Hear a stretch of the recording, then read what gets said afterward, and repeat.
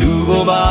မိမရှိပါတယ်ကလေးလေးရှိတယ်လိမ်မပြောဘူးတကယ်မင်းသိအောင်ပြောပြမယ်မင်းကအပြိုငါကလူအိုအချစ်ဆိုင်မတည်ရဲ့ပါ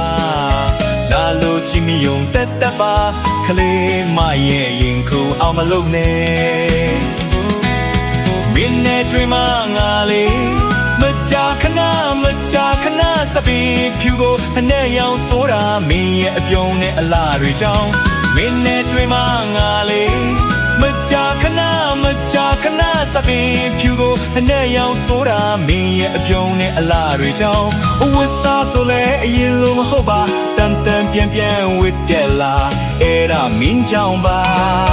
အိမ်ကမိမရိမ်မိမှလဲနဲတော့ကြောင့်လားအပြိုမလေးကလေးမလေးရဲ့မင်းရဲ့အပြောတွေကြောင့်လူပြိုခဏလောက်ငါပြန်ဖြစ်ချင်တယ်